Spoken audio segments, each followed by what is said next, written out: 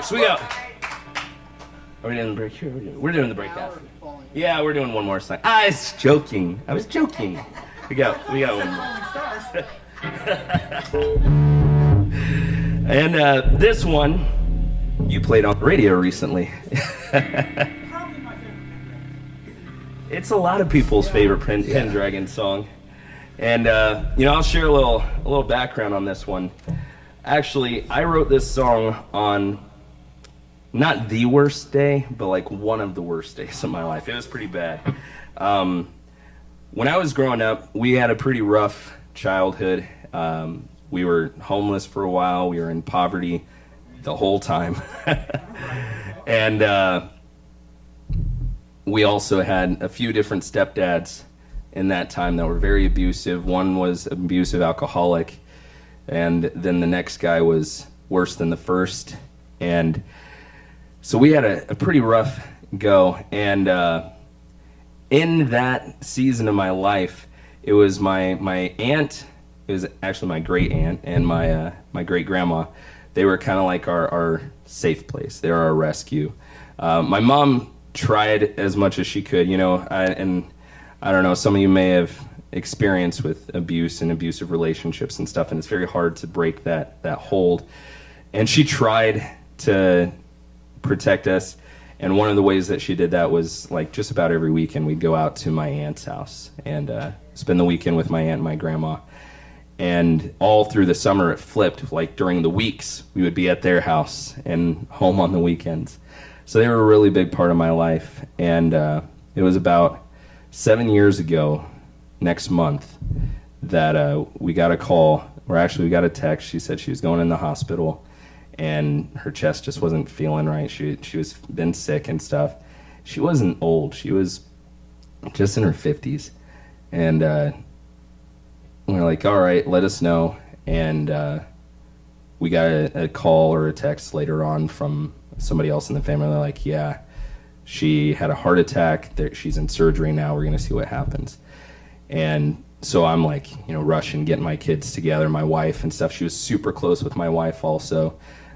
She was a pre-K teacher. My wife is a kindergarten teacher. She trained with her. And so they had a really tight relationship. And in that short little time, like the 15 minutes between packing up and leaving our house and getting to the hospital, she passed away. And I remember, having to tell my kids, and they grew up doing the same thing. Like she would take them on the weekends and do all that stuff. And so it was like this multi-generational thing, and having to tell my sons that San died. And that was hard. So we get home that night, and obviously it's one of those nights where nobody's going to sleep, and I'm sitting there. I just sat on the chair, or I sat on the stairs actually, and I pulled out my guitar. And I'm not the type of person that likes oh man, I have feelings, I need to play a song. I don't do that. But there's just something, like my mind trying to process and trying to just refocus in just this horrible situation. I wanted to just set my mind on the things that are true. And so I wrote this song just in that moment. Just started playing the chords, and then just the melody and the lyrics just started coming. And it was crazy because my son, Emery, at that time, he was like 8, 9. He was young, 7 maybe. He had a little toy drum, and he came and sat beside me and just started playing the drum beside me. And for me, that really just ministered to me while I was playing this song, and my son comes and plays. And fun story, side note, this is actually Dave's last run with us. He's been with me since 2016, and this is his final run with us. And so we're going to miss Dave, and Pendragon would not be here without Dave. That's true. But the cool thing is that little kid who is playing drums with me he's going to be our new drummer. So, but in that moment, in those moments I was just sitting on the steps and just trying to just refocus, I just had this song come to mind. And I said, God is worth the glory of 1,000 lives laid bare. He wrote us in this story, His glory now to share. And I, for one, will live to see your kingdom come. I, for one, will live. There's more to know you than any mind could dare to wonder. More to hear from you than any man or child could understand. Who am I to think that I know better? Who am I to ask why stars fall from your head?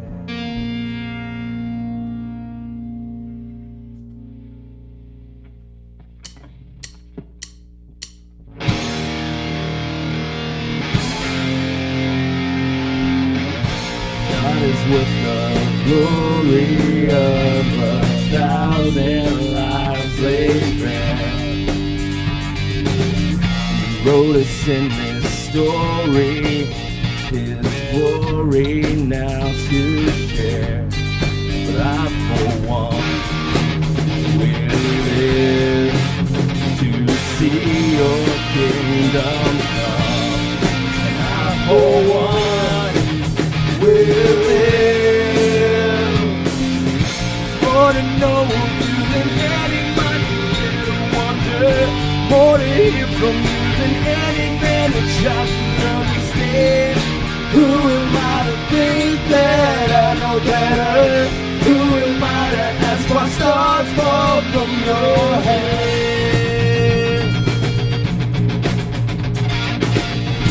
Called and you have chosen now. Our lives are not our road. Every knee will bow, kings will thrones and crowns before your throne.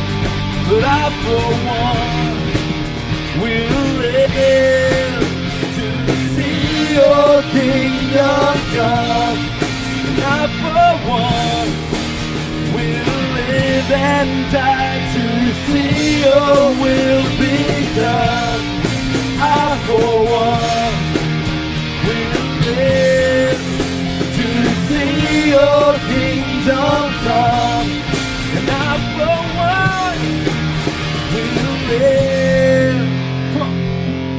There's more to know than anybody could dare to wonder. More to hear from you than any man or child could understand. Who am I to think that I know better? Who am I to ask why stars fall from your head?